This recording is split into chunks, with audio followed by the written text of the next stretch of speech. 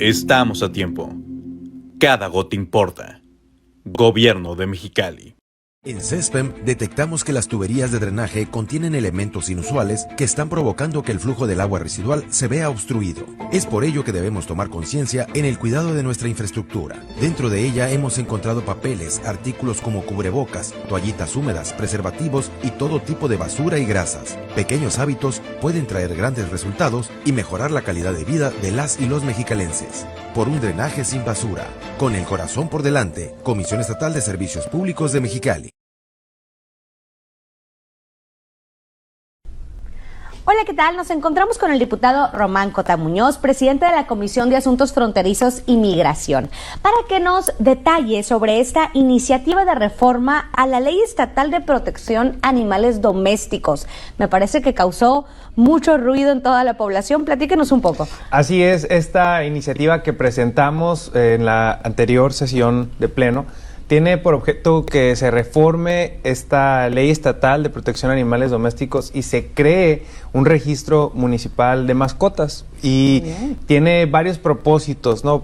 Que, número uno, las personas puedan tener un documento que ampare que son propietarios de ese animal, ¿no? De esa mascota, porque se ha dado mucho el caso recientemente de personas a las que pues les roban, sí, o claro, les...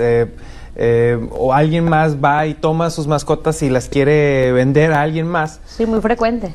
Y pues cómo compruebas que era tuyo, ¿no? Esa mascota. Entonces estamos creando esta reforma, número uno, para amparar a todos los propietarios y que puedan tener un documento en donde ellos tengan este respaldo por parte de una autoridad. Lindero Norte. Periodismo sin fronteras.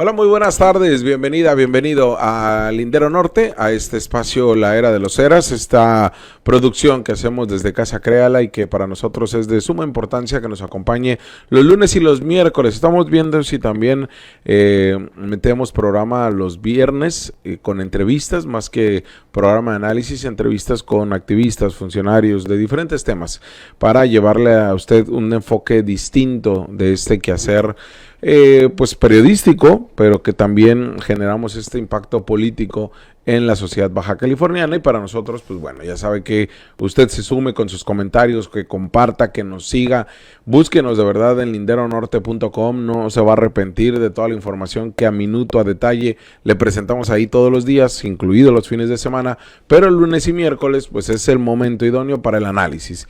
Estos temas o datos que se nos quedan en el tintero y que tenemos acá esta oportunidad para poderlo llevar los lunes, ya sabe, con Antonio Eras y Jesús Cervantes, y los miércoles está Antonio Eras y Rodolfo García, pero Antonio no se encuentra en la ciudad, y pues bueno, acá vengo de bateador emergente con el doctor en educación, 2 veces consejero electoral, Rodolfo García. Rudy, ¿cómo estás? Bien, Jorge, aquí esperando que se vaya el verano, que todavía no se va. ¿Sigues con la refri prendida en tu casa? Sí, señor. Traigo camisa de manga larga porque voy a llegar noche, pero hasta ahí.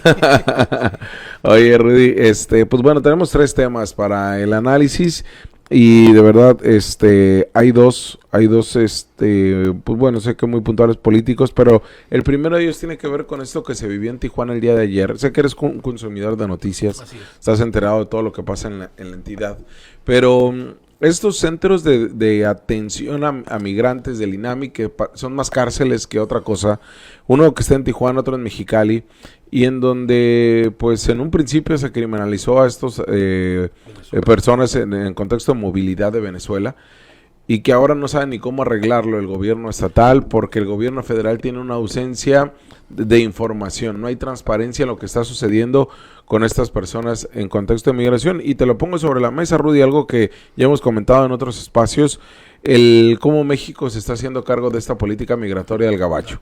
Estoy totalmente de acuerdo, por ahí debo de comenzar. Para mí, como ciudadano, es inadmisible que Estados Unidos, ejerciendo su derecho que tienen de expulsar, si lo quieres llamar así, a ciudadanos no norteamericanos, o sea, los ilegales, pues. Entendió bien que si son mexicanos que los lances a México. Lo que no entiendo, y no lo entiendo del gobierno de México, es que acepte que le envíen ciudadanos deportados de Venezuela. Es un primer elemento, Jorge. ¿Por qué? Porque no es la obligación del gobierno mexicano, en términos legales y jurídicos, atender a deportados de otras nacionalidades. Sí. Aquí para mí hay un acuerdo secreto, no sé cómo llamarlo, donde Estados Unidos hace lo que sea con los deportados, enviándolos a México, de cualquier nacionalidad, y México guarda silencio y hace lo que está haciendo ahorita. ¿Qué está haciendo ahorita?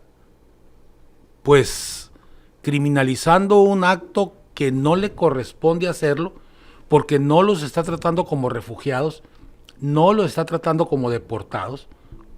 Vi las imágenes ayer y vi las camionetas enrejadas, lo cual a mí, sinceramente, eso no es una deportación, no es un acto de amigos. Ni traslado. Ni traslado, eso no es un traslado. Eso es en realidad un acto de presos. Sí. Yo no lo entiendo de otra manera, porque si a mí como refugiado me envías a un país y ese país me dice, ven, súbete aquí, porque aquí te vamos a proteger, ahí tienes donde dormir, qué comer, no tienes por qué llevarme en cárceles móviles. Entonces, pero el problema de ese, considero que solamente es el efecto. Yo estoy buscando la causa debe de estar en un acuerdo no público entre el gobierno de Estados Unidos y de México para recibir a deportados de otras nacionalidades y que México se haga cargo o responsable de su atención o de su mala atención, porque no hay otra. Rudy, nos han querido vender el que México, bueno, es una realidad, pero nos han vendido esta parte de que pues somos solidarios, que recibimos a todas y a todos, que es parte de nuestra política y nuestra doctrina internacional en cuestión de relaciones exteriores. Pero el problema acá ya raya en lo absurdo, porque no es solamente de este gobierno Andrés Manuel López Obrador. Se acrecentó por estas políticas migratorias rudas de Donald Trump, pero Joe Biden no se queda atrás. Y al final es Estados Unidos. Y Estados Unidos siempre va a ser a su interés nacionalista, independientemente si eres demócrata o republicano. Ese discurso que me acabas de dar es un discurso construido en Estados Unidos. Cierto. No es un discurso mexicano o latinoamericano. No es así, Jorge. Porque no vienen cruzando la frontera de América Central o América del Sur. Vienen cruzando la frontera forzados por una expulsión de Estados Unidos de su territorio, que es al revés. Sí. Entonces, eso de que somos solidarios, sí, yo entiendo muy bien la solidaridad cuando se ofrece el apoyo de libre tránsito, por ejemplo. Cuando se dice, ¿sabes qué? Dales una visa humanitaria, dales esto para que puedan transitar e intenten llegar a Estados Unidos. Claro. Aquí el fenómeno es al revés. Son sacados de Estados Unidos y aventados a México. Sí. O sea, el fenómeno es a la inversa, pues. Por lo tanto, ese discurso de solidaridad, de amistad, pues lo construyen los gringos, no lo construye México. ¿Por qué? Porque además del problema que tenemos migratorio mexicano, todavía nos endilgan haitianos, nos endilgan venezolanos. A ver, ¿por qué no los ucranianos? Pues ¿por qué? Porque son intereses norteamericanos. Sí. Y ya, de hecho, ya pueden ir a las embajadas de Europa y ahí se los traen. Y además, hasta un sector empresarial de México estaba muy acomedido con los ucranianos, recordarás las fotos. Fíjate que en eso también hemos tenido alta responsabilidad en medios de comunicación, porque la foto, cuando se trata de una persona en contexto de inmigración de Haití, de Centroamérica, ahora de Venezuela, porque en las fotos que subían, que es parte de la realidad, no estoy diciendo que les escondamos, porque son fotos de pobreza, de marginación, porque esa es la realidad, pero hemos romantizado cuando se trata de un ucraniano, un europeo o un sirio, los hemos romantizado, Rudy, y hemos jugado ese papel que Estados Unidos quiere que juguemos, ¿no? El asunto es que Estados Unidos construye ese discurso para que nosotros nos lo pasemos y digamos que nosotros somos, mira, para que en Estados Unidos triunfe alguien tiene que partir de un concepto que se llama WASP. WASP quiere decir White Anglo-Saxon Persons, Professional. ¿Qué quiere decir? Que tienes que tener características anglosajonas, o sea, inglesas y alemanas fundamentalmente, para poder ser considerado parte de esa sociedad norteamericana. Y entonces el ucraniano, pues es parte de eso. Y si cuando vengan de Polonia, los polacos también. El problema es que ni los venezolanos, que el fenómeno venezolano tiene que ver con gente clase mediera, ¿eh? No hay que tampoco poner a todos en el mismo nivel. Los haitianos vienen de clase trabajadora o clase obrera y los venezolanos vienen de clase media. Claro. Por la discusión o el pleito que hay en Venezuela, pues. Cerramos, Rudy, señalando que hoy en la mañanera Catalino Zavala hablaba, pues yo entiendo las limitaciones que se tiene y el no tiro que se quieren aventar con el gobierno de México, pero yo creo que sí se debe poner un hasta aquí, porque estas violaciones a derechos humanos están ocurriendo en territorio baja californiano. Si bien es cierto, la jurisdicción es de la Federación a través del INAMI, pero el INAMI ha gozado de una protección a ultranza, no sabemos de qué o de quién, pero ha violado los derechos humanos, lo mismo de centroamericanos como de latinoamericanos, como de europeos, como de Medio Oriente, y en estos centros de atención a migrantes son centros de detención a migrantes. Hemos caído en lo más burdo y en lo que tanto nos quejamos de gobiernos de Estados Unidos o incluso de otras latitudes del mundo. Es ahí, Rudy, donde el gobierno de Baja California, ¿qué puede hacer? Porque hoy solamente nos informaban que eran 400 venezolanos que se encontraban acá. Así es. Y yo me quedé con una pregunta, desafortunadamente no me dieron la oportunidad en la mañanera, pero preguntarle a Catalino Zavala, preguntarle al delegado José Alejandro Ruiz Uribe, si han estado ahí, o sea, si han estado ahí en estos centros de detención, no si les dijeron, si en la mesa de café les comentaron, si han estado presentes, porque no hay persona que no nos hable, incluso trabajadores de INAMI, que nos hablan de violaciones a derechos humanos. Jorge, el planteamiento es, esto es una responsabilidad del gobierno federal, no le demos vuelta. Hey. Primero, porque si no, en cuanto los recibieran aquí, los regresaría a México y decir, no son mexicanos y se van para atrás, mándalos a Venezuela o donde quieras. 2, ¿dónde está el delegado? El delegado único. ¿Dónde quedó aquel esfuerzo que se iba a hacer, que se intentó hacer, de hacer un gran centro de atención a migrantes? ¿Cierto? ¿Dónde están? Cuando digo dónde están, sé dónde están. Está abandonado el mueble y él no aparece por ningún lado, más que con discursos francamente pobres, ¿eh? Sí. Francamente pobres, por decirlo menos. Y entonces, ¿qué le deja al gobierno del Estado? Pues que se aviente una tarea que no le va a salir bien. No es porque yo no quiera, simplemente porque no es su resorte. Y es como si yo tuviera que entrar a la mecánica en la carretera, pues. O sea, voy a hacer lo que pueda y con mucha probabilidad de equivocarme. Y no estoy justificando a nadie, simplemente tiene que asumir su responsabilidad del gobierno federal, que tiene un delegado único aquí. Sí. Y él tiene que mover cielo, mar y tierra y Para controlar poder recursos, rentar, no sé, cuando digo no sé, no es mi tarea. Sí. Pero sí es la tarea de él, ¿eh? Pues bueno, ahí está este tema que le digo, pues genera mucho, Rudy, ¿no? Sí. A partir de lo poco que se hace. Y miren, hay otro de los temas que para abordar el día de hoy es, y también sé que es muy sentido para ti, Rudy, porque se trata de docentes. Ni finiquito, ni pago póstumo. Se manifiestan, lo anunciaron desde el viernes en las noticias con Jorge Heras de Televisa, lo publicamos en linderonorte.com. Se van a manifestar los maestros jubilados, más de 1,400 que no reciben su finiquito, otro tanto que no ha recibido el pago póstumo.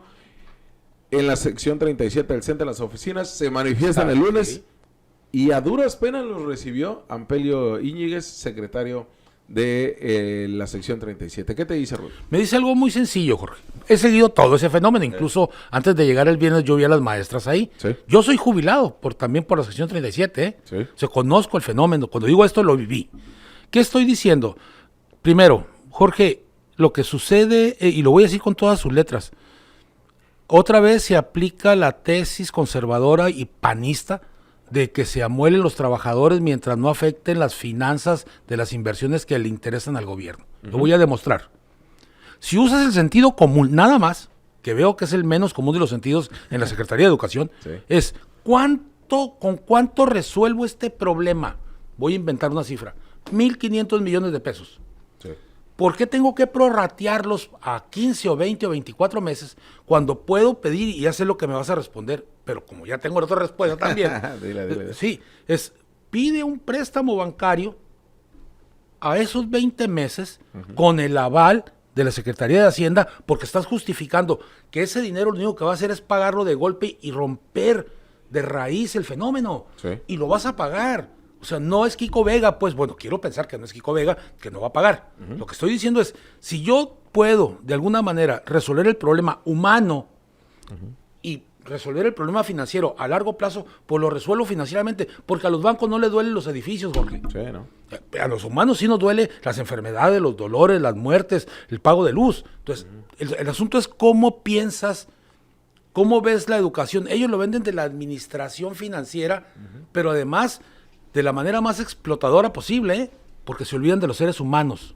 Rudy, se le alcanzan a reunir con Ampelio Sí. como hasta las 3 de la tarde, porque traía agenda, ¿no? Y llega Ampelio y les dice, denme 2 semanas. Así es. O sea, lo que estamos acá es una indolencia, sin duda alguna, y yo eso lo he comentado a la gente ahí de la misma sección 37, porque en su momento llegaron a decir, es que si traes algo personal con Ampelio. Digo, no, la verdad, ni siquiera he tenido oportunidad de platicar con él sobre temas de educación, ¿no? No tengo, lo he entrevistado, le he cuestionado varias cosas, pero la película que se muestra del sector educativo, de la manifestación, es muy clara.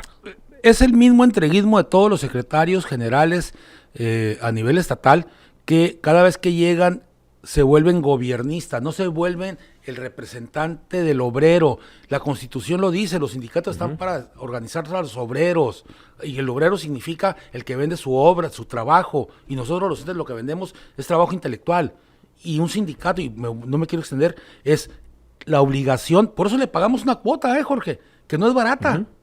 Yo te puedo decir que le pago arriba de 700 pesos al mes al secretario general porque defienda mis derechos como jubilado. Sí, que es el 2%, el 1%. Entonces, Sí. oye, primero no me voy a poner en el plan sangrón panista de que eres mi empleado, no. Te estamos pagando para que no tengas dependencia económica del gobierno. Ahí. Pues es lo primero que, salvando eso, puedes defendernos.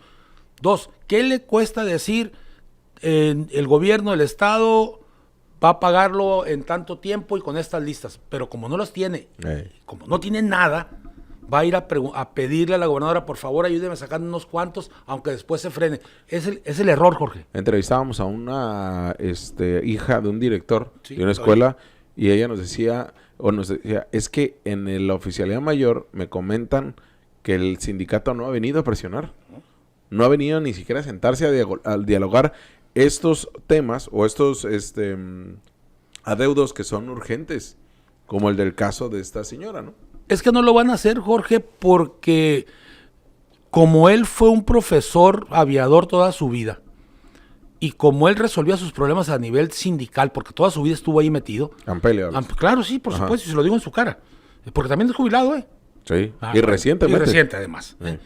¿Qué sucede? Sucede que se vuelve el explotador de los compañeros trabajadores. Ese es el punto. Sé que esto suena a ideologización. No, suena a sentido común. El secretario general, que no tiene nada que perder en el sentido de que pueda tener algún acto gubernamental, que se ponga al frente de la demanda. Claro. Oye, Rudy, nos saluda Carmen Cota, excelente tarde, saludos desde Ensenada. Armando Vega nos dice que cómo nos puede ver en las noticias con Jorge Heras. En Televisa Mexicali Oficial, así búscalo en YouTube. Ayer no tuvimos transmisión en YouTube, pero sí nos puede buscar para tenerlo. Beatriz Barrios, buenas tardes, saludos, nos manda saludos Beatriz Barrios. También saludamos en Línea ABC, que en Tijuana los compañeros periodistas de En Línea ABC, pues nos transmitimos con ellos, este portal de Atahualpa Garibay. Y pues bueno, también a todos y a todas que pues se suman a esta transmisión. Rudy, por último, Adán Augusto López Hernández, que siga López, dicen ya varios, viene a Baja California. Ya habíamos cuestionado la gira, que más proselitista que otra cosa parecía, pero bueno, pudimos sacar varios temas con respecto a esto. Ya hemos criticado que no tendría que haber venido, pero dio línea, Rudy, dio línea como en los viejos tiempos del PRI, cómo se debe votar, cuándo se debe votar. Y el día de mañana jueves, se vota esta minuta, decreto que se estará, la reforma constitucional, pues, para la militarización de las calles hasta 2028. Mira, si hubiera venido, no le bastaba un telefonazo de él hacia la gobernadora para que diera las indicaciones de que se llevara a cabo una reunión súper extra, recontra extraordinaria, ahora después de que hablaron, ¿eh? O sea, no necesitaba venir el secretario de Gobernación a convencer a nadie. ¿Por qué? Porque desgraciadamente las líneas que están hacia la Ciudad de México en esta ya pre-campaña presidencial, los gobernadoras y los gobernadores le van a resolver los problemas a cualquiera de los precandidatos. O sea, ¿qué estoy diciendo? Yo lo insistí, lo dije el viernes, no le veo ninguna razón positiva, le doy la razón ahora sí a la oposición de criticar la llegada del secretario de Gobernación para ese tema. Pero lo peor, Jorge, el ridículo que fue a hacer al CETIS. Sí. El ridículo en el que lo metieron. Sí. Llegó una hora tarde. Sabemos que llegó una hora tarde a Dan Augusto, porque ahí a la salida de la rueda de prensa, que ahorita hablamos algunas de las cosas que dijo la rueda de prensa, a la salida se le cuestionó por qué iba a ir a una universidad privada. A lo que el secretario dijo, pues yo no sé, a mí me traen. Yo no entiendo, creo eso. Yo no entiendo cómo el secretario de Gobernación lo van a traer, o cómo es que no traía una agenda ya bien estructurada, bien analizada. Porque además venía de Sinaloa, o sea, no venía como que agarró un avión y se vino. Pero bueno, el punto es que... Jorge es el secretario de Gobernación, por favor. Él debe saber todo. ¡Claro! Entonces, cuando sabe, me dicen que no quería ir, O sea, y de verdad, fuentes internas me señalan, no quería ir. Se negó hasta que le hicieron llamada, reventaron algunos empresarios, entre ellos los Guajardo, que son pues prácticamente los dueños de la ciudad de Mexicali. Y del CETIS. Y del CETIS también. Se molestaron, hubo un enfrentamiento, una mala organización por parte de Kurt Honnold, porque él fue el que terminó organizando. Después no hallaba a quién echarle la culpa. Pero ¿por qué es una mala organización hacerlo en CETIS, Rudy? ¿Y por qué es un mal enfoque el que se hizo con esa reunión con empresarios? Primero, porque el secretario de Gobernación no tiene por qué reunirse con los empresarios en una universidad privada de corte académico. Yo entiendo bien que llegara el secretario de Educación y lo invitaran a las universidades, pero al secretario de Gobernación, y si lo quiere reunir con empresarios, lo cual es bien válido y debe de ser, hazlo en Coparmex. O hazlo en un restaurante, en el Casino de Mexicali, no sé, cuando digo estos nombres es el área de los empresarios. Sí. Entonces llévalo ahí, pero no lo metas a una institución universitaria privada con empresarios a hablar de qué, de educación o hablar de qué, de economía o hablar de qué. Entonces, ese es el problema, Jorge.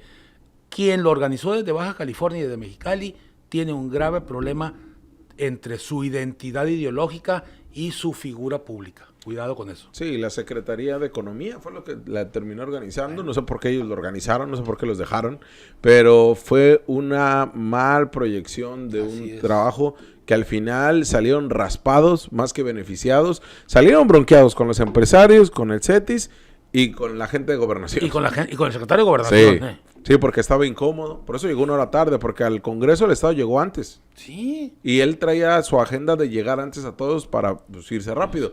Pero acá sí terminó evidenciando. La otra cosa que terminó dando un golpe sobre la mesa es con los C5Is. Sí, eso es muy interesante, ¿eh? Entonces, ¿y el de aquí? Sí, hubo un cuestionamiento por parte de nosotros del Lindero Norte hacia ese tema. Decirle, secretario, pues a ver, si habló mal del C5I de Guanajuato, pues es el mismo, la misma empresa, la misma instalación y está igual de caro. Ajá. Entonces, a lo que ya después no supo qué hacer, ¿no?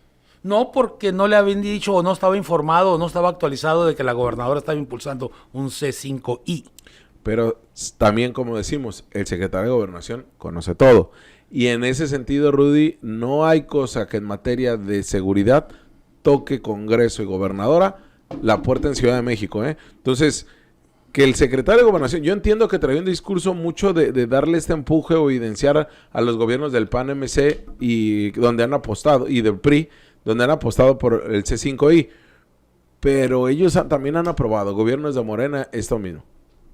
Me quedé callado porque cuando hablas de Guanajuato, Nuevo León, Jalisco, que impulsan esto, es que también aquí lo están impulsando, Jorge. Sí. Entonces creo que entran a la misma olla, ¿eh? Sí, no, pues los metió el secretario de Gobernación. Por eso le digo que fue muy mal ejercicio para el gobierno del Estado esto. Sí, un error estratégico, pero es un error estratégico porque yo lo he insistido, cuando no te metes a cómo piensa el otro y solamente piensas desde ti, te vas a equivocar porque no estás pensando como el otro. Y el secretario de Gobernación tenía, primero, es la primera noticia que yo tengo de que se resistió, pero el error es pensar que lo puedes obligar a llevarlo a cualquier lugar. Sí, ¿no? Y bueno, lo que ha terminado por también suceder es el tema de la seguridad misma, Rudy. Estamos ante un fenómeno violencia, de inseguridad. Hoy INEGI marcaba las ciudades inseguras, la percepción ciudadana. Sí. Y pues bueno, la evidencia, Rudy, no sabemos hacia dónde vamos, ¿eh? Yo no sé hacia dónde va la seguridad de este país, de este estado y de esta ciudad. Como ciudadano te digo que yo no veo claridad, o cuando menos que lo anuncien, Jorge, porque ni siquiera dicen estrategia. ¿Cuál estrategia? Y por último, Rudy, para despedirnos, también otro de los temas que le cuestionó al Lindero Norte el secretario de Gobernación, Adán Augusto López Hernández, es el tema de los casinos. Y es que si había alguien que nos podía decir santo y seña de los casinos, como lo hizo en Monterrey, cuando fue a Nuevo León, Encinas, él sí terminó por dibujar y desdibujar, cuando él no es el encargado del tema de casinos, ¿no? Él es encargado de la Subsecretaría de Derechos Humanos. Pero él sí dijo con santo y seña que es dónde estaba bien, dónde estaba mal, y terminaron por quitarle 2 licencias de casinos en Monterrey. Viene el secretario Adán Augusto, cuando alguien le tuvo que pasar la ficha y decirles, Adán Augusto, hay 2 casinos que en Mexicali se están instalando este año, están operando con licencias de otras entidades del país, y el secretario dijo, desconozco, no sé, no traigo los datos de aquí, pero sí se están aprovechando de estos vacíos de la ley para instalar otros más casinos en el país. El discurso más claro fue, en este sexenio no se ha dado, si no estamos hablando de cuánto has dado, te estamos diciendo que están instalando 2, y si no has dado ningún permiso, ¿qué estás haciendo, secretario de Gobernación? Claro, porque son los encargados de regularlo, de observarlo. Sí. Y sorprendió que ni siquiera el secretario de Gobernación supiera. No, sí sabe, no quiere decir porque está metiéndose en broncas con Morena aquí, no Morena, pues, con quien gobierna este estado. Y va más allá de eso, Rudy, porque sí me he puesto a investigar. Muchos han señalado que estos casinos son de manera directa con Carlos Torres o con María del Pilar, y la verdad que no, no hay algo que lo rodee. Hay más ligas que pudieran estar relacionadas con Jaime Bonilla, Carlos Bustamante, y también con un tema, ya me lo voy a reservar porque sí lo estoy investigando y estoy a la mitad. Pero aún así, Rudy, se están instalando sin la venia de nadie más que y a los regidores y regidoras parece que no viven en esta ciudad. No, yo no dije, y no me retracto de lo que he dicho toda la vida, que sea la gobernadora o su esposo, no, lo que estoy diciendo que es el gobierno el que debe de meter la mano y decir, a ver, ¿cómo está el asunto? Sí, claro. Y hacerlo público. No, claro, totalmente. Ese es el asunto. Totalmente, y por eso le exigíamos, bueno, no le exigimos, invitábamos, porque exigir ya me parezco a PCN. Le pedíamos a la alcaldesa de Mexicali, oye, debes de transparentar. La alcaldesa se comprometió. Dijo, el de administración urbana se va a sentar contigo y te va a decir, mira, estos son los que tienen la licencia, por esto se lo dimos y esto vamos a hacer. Y ya sabe, pues no es que me la creí, pero está el compromiso. O sea, y es su palabra empeñada y deberían de cumplirla, porque sí tiene que haber un ejercicio, porque le vuelvo a preguntar lo que pregunté a la comunidad de las noticias con Jorge Heras. ¿Qué beneficio, Rudy, te trae a ti un casino? Es que caray, otra vez los discursos. Yo le voy a pedir a quienes nos escuchan, no crean en los discursos, crean en los hechos, en las cosas. Mira, ¿qué beneficio te puede traer? Ludopatía. Nada más. ¿Empleos? ¿Cuántos empleos? Máquinas no las fabricas aquí. ¿No? ¿Y cómo hacen los declaración de impuestos? Por lo que tú quieres, simplemente es un negocio, sí, pero para los propietarios de los permisos, no para la comunidad. Pues bueno, ahí están los temas. Preocupa el escenario porque quiere decir que imagínese alguien, y lo dijo el secretario de Gobernación, alguien que está en Cancún dice, bueno, como que aquí ya no tengo ganancias, vámonos para Mexicali, ahí te puedes instalar. Que se venga todo, pues. Es que somos la ciudad con más casinos per cápita a ese nivel. ¿Quién lo ha permitido? ¿La autoridad, Jorge? Sí, la autoridad totalmente. Rudy, muchas gracias por estar acá con nosotros. Ya sabe que el Rudy también lo puede ver en análisis los viernes en las noticias con Jorge Heras allá en Televisa. Pero acá en Lindero Norte todos los miércoles en punto a las 5 está con Antonio Heras. Claro que sí. Gracias, Rudy. No, gracias a ti. Nos vemos por allá. Excelente tarde. Siga en linderonorte.com.